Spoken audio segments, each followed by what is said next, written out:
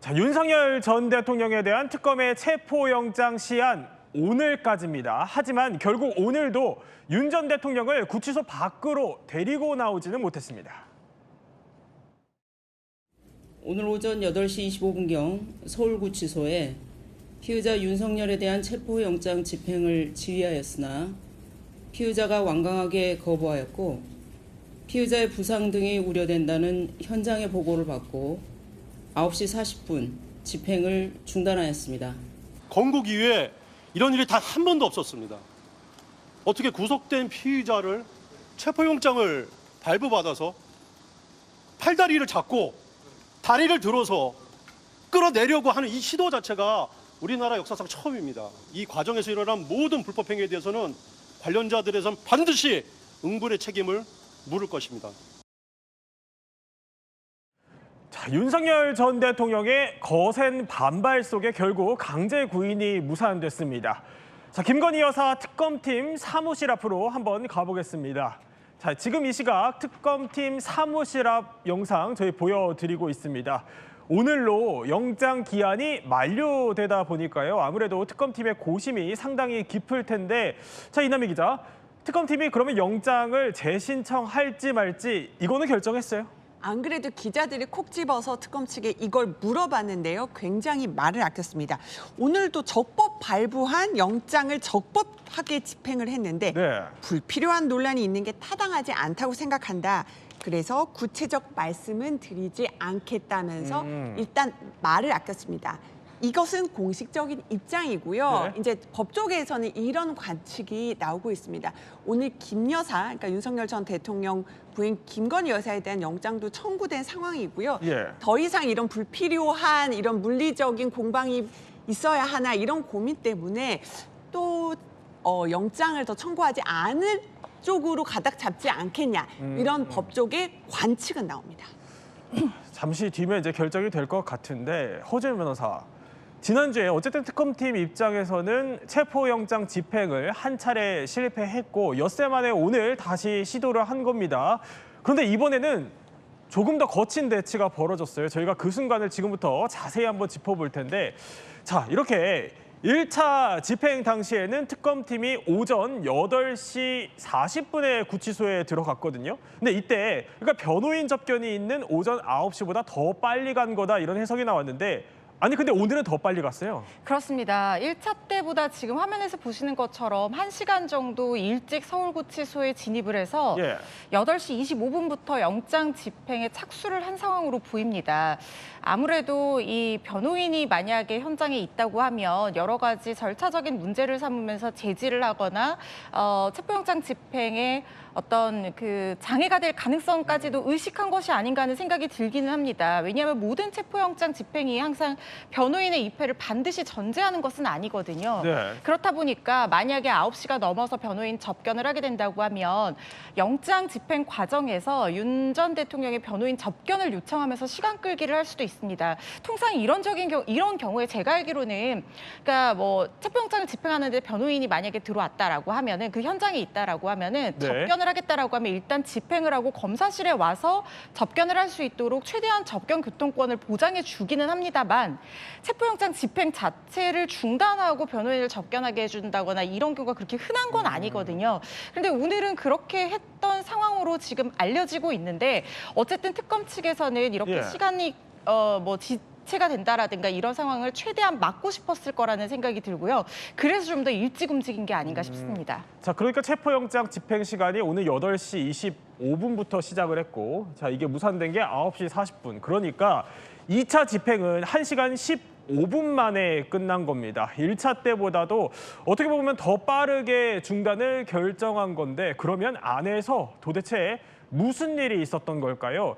일단 윤석열 전 대통령 측이 나서서 이렇게 공개를 했습니다. 젊은 사람들이 10여 명이 달라붙어서 앉아있는 대통령을 양쪽에서 팔을 끼고 다리를 붙잡고 그대로 들어서 차량으로 탑승시키려고 했습니다.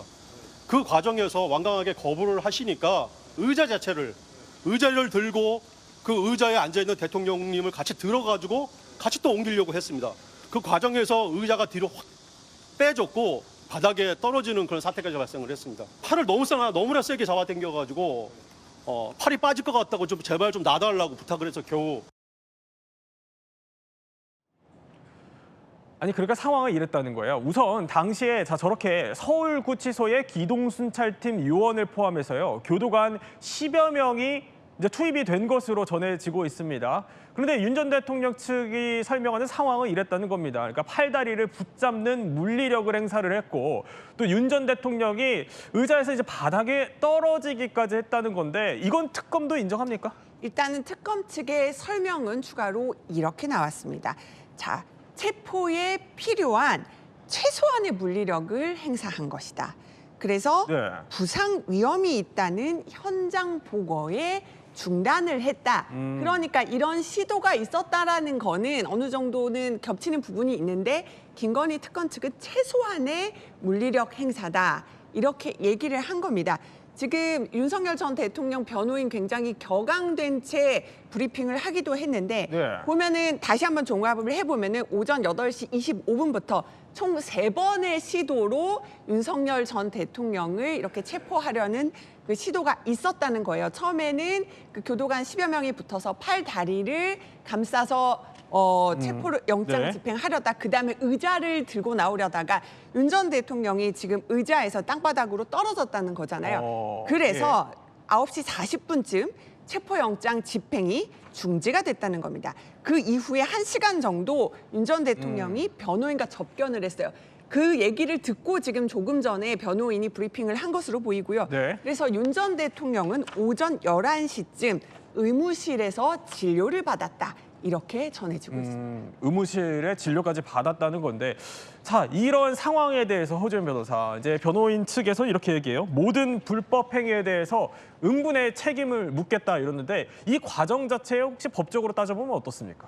사실 결국에는 지금 고발 조치한다고 하니까 법원에서 이게 최소한의 물리력인지 아닌지 판단하는 이 판단의 영역으로 넘어간 것 같다는 생각이 듭니다. 네. 사실 이게 예상이 됐던 상황이거든요. 그러니까 만약에 어떤 물리력을 행사를 했을 때 윤 전 대통령이 강하게 저항을 하고 거기에 대응해서 부상의 위험을 초래할 정도로 어떤 물리력을 행사했는지 아닌지 그 최소한의 물리력이라는 기준에 대해서는 사실 체포를 하는 현장에서는 정말 많은 일들이 벌어질 수가 있기 때문에 네.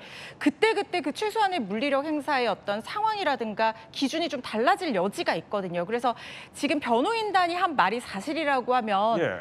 피의자가 도망가는 게 아니라 의자에 앉아 있는데 의자째로 들어서 옮기려고 했다는 것은 최소한의 물리력의 범위를 좀 넘어섰다고 판단될 여지는 제 개인적인 생각으로는 있어 보이거든요. 그래요? 예. 그래서 이 사실관계가 맞는지 일단 확인이 돼야 될 것 같고 법원으로 가게 된다고 하면 사실 구치소에 수감되어 있는 피의자에 대한 체포영장 집행의 최소한의 물리력 행사 기준, 판단 기준이 어디인지 네. 어디까지인지 제시가 될 것 같은 일종의 리딩 케이스가 나올 것 같다는 생각도 듭니다. 아니 그러니까 의자를 들어 올리는 것 자체는 이제 개인적으로는 좀 문제가 될 수 있다고 보신 건데 그럼 그 사실관계를 어떻게 따져요?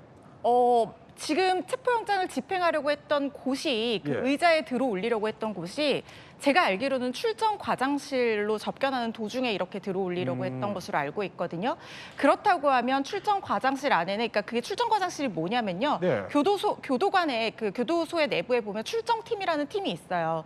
그 교도관들이 근무하는 공간인데 그 안에 CCTV가 있다고 하면 그런 것들로 확인할 여지도 있지 않을까 싶은데 지금 제가 서울구치소 출정 과장실 저도 한 번도 가본 적이 없습니다. 네. 이 변호사가 들어갈 수는 원칙적으로 없는 곳이에요. 그렇기 때문에 여기에 CCTV가 있는지 객관적으로 확인할 수 있는 자료가 있는지는 좀 지켜봐야 될 것 같습니다. 그렇군요. 자 그러면 아니 근데 사실 앞서서 1차 체포영장 집행 때 특검 측에서도 이제 윤 전 대통령에게 물리력을 행사할 수 있다 이런 예고를 했었잖아요. 그러면 윤 전 대통령은 이 정도일 줄은 몰랐을까요?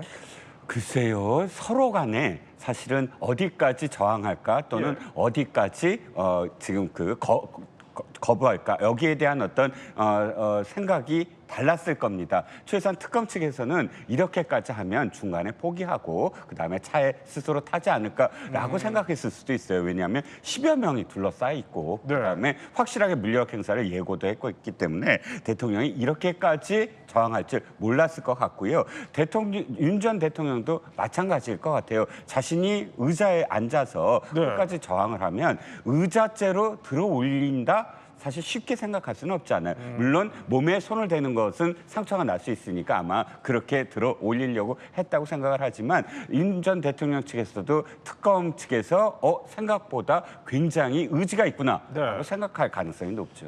아니 언론사 편집국장 출신이시니까 혹시 네네. 이 전직 대통령이 이렇게까지 수사기관과 좀 대치했던 전례가 있어요? 전혀 없습니다. 수사기관과 대치한다는 건 이를테면 전두환 대통령이 자신의 저택에서 네. 안 나가겠다라고 해서 저항을 한 적은 있어요. 하지만 나중에 이제 순순히 차에 탔습니다. 저택은 아니고 이제 지방 내려갔다가 이제 타고 서울까지 올라온 적은 있어요. 네. 하지만 이것이 저항이라고, 그러니까 실제로 오늘 목도한 그런 실질적으로 몸싸움에 가까운 물리적인 어떤 충돌이잖아요. 예. 이런 적은 한 번도 없습니다. 서로 간에 어떤 뭐 말싸움이라든지 또는 저항을 집에서 안 나가겠다든지 이런 정도에 불과했습니다.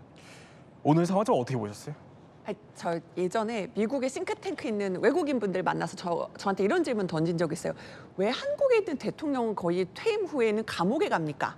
라는 질문을 받았는데 정말 말문이 막혔던 기억이 나는데 사실은 이렇게 퇴임 후에 구속되는 것도 굉장히 안타까운 역사가 반복되는데 이렇게 지금 끌려나오냐 마느냐 이런 논란까지 벌어지면서 예. 국민들도 이 장면들을 보면서 굉장히 좀 자괴감을 느낄 걸로 보입니다. 자, 그런데요, 오히려 이제 특검 측에서 또 문제를 삼은 게 있습니다. 뭐냐면요, 자, 윤 전 대통령 측의 변호인이 그러니까 출입할 수 없는 곳까지 진입해 있었다는 겁니다. 아니, 그러니까 체포영장을 집행할 때 변호인이 구치소 내부에 어디까지 들어갈 수 있는 건데요? 변호인은 체포영장을 집행하든 안 하든 변호인이 구치소 내부까지 들어갈 수 있는 곳은 딱 변호인 접견 공간, 예. 그 변호사 접견실까지이고요. 사실 구치소마다 구조가 좀 다른데 제가 접견을 하러 가보면 그 변호인 접견실까지 가는 중간중간에도 철문들이 설치가 되어 있고 그 전체가 사실은 다 보안구역이라고 보시면 되고요. 그러니까 일반인이 출입하기가 일단 구치소에 들어가는 그 정문에서부터 변호인 접견 왔다라고 하고 예. 신분증을 보여주고 들어가는 그런 시스템으로 되어 있기 때문에 아무리 변호사라고 하더라도 함부로 구치소 내부를 막 돌아다닐 수는 없습니다. 그래요? 다 보안으로 막혀 있는 공간이거든요. 그런데 지금 윤 전 대통령이 체포영장 집행하는 과정에서 변호인이 아마 도착을 한 것 같고 그래서 변호인단과 면담을 요청을 해서 특검 측에서 어떤 그 변호인 접견 교통권을 최대한 보장해 준다는 취지에서 일단 집행을 중지하고 면담을 허용해 줬던 모양인데 그 면담 장소가 구치소의 변호인 접견실이 아니라 아까 제가 말씀드렸던 그 출정 과장실이었다라는 거거든요. 그런데 지금 알려지기로는 구치소 측에서 그렇게 지정을 해줬다라고 하는데 아마 변호인이 도착했을 시간은 이미 변호인 접견실에서 이 다른 재수자들과 접견이 시작되고 있는 시점이었을 거예요. 뭐 단독으로 공간이 확보가 되어 있다고는 하지만 접견 공간 자체는 한 곳에 있기 때문에 지금 체포영장 집행 시도 중에 이런 물리적 충돌을 우려한 구치소 측에서 네. 특별히 좀 출정 과장실을 지정해서 변호인 접견을 할 수 있도록 했던 특수한 상황이 아닌가 싶은데 원칙적으로 변호인은 해당 공간에는 출입할 수 없는 곳이 맞습니다. 그렇군요. 그런데요, 자, 1차 집행 때와 달라진 점이 또 한 가지 있습니다. 지금 오늘 이렇게 벌어진 이 상황을요, 대하는 특검과 또 그 변호인의 태도입니다. 피의자는 수의도 입지 않은 채 바닥에 누운 상태에서 체포에 완강하게 거부하였고 특검은 20-30분 간격을 두고 총 4회에 걸쳐 체포영장 집행에 따를 것을 요구하였으나 우리나라 법치국가에서 일어날 수 있는 일인가라는 거를 그 현장을 목도하고 나서 도저히 참을 수가 없었고 그 정신적 충격이 올 정도로 심각했습니다. 대통령이 오죽하면 팔이 아프다고 좀 놔달라고 사정을 할 정도였겠습니까? 이런 상황이 있는 게 정상은 아니지 않습니까? 아니, 그러니까 1차 때랑 특검이랑 윤 전 대통령 측의 기류가 좀 달라요? 그러니까 달라진 거는요. 1차 체포영장 집행이 무산됐을 때는 네. 특검이 먼저 브리핑을 하고 윤석열 전 대통령이 수의를 입지 않았고 누워서 굉장히 반발을 했다라는 거를 먼저 특검 측이 밝혔다고요. 오늘은 달랐습니다. 윤석열 전 대통령 변호인 측이 먼저 의자까지 들어서 이렇게 강제로 집행하려고 했다. 먼저 반발하면서 얘기를 했고 여기에 대해 특검은 그 뒤에 브리핑하면서 말을 아낀 겁니다. 아니, 오늘 특검 브리핑을 보니까 좀 상당히 좀 방어적인 태도였어요. 그러니까 기자들이 계속 구체적으로 좀 이 내용 저 내용 확인해달라라고 했는데 확인해 줄 수 없다. 굉장히 방어적이었거든요. 왜 그렇다고 보세요?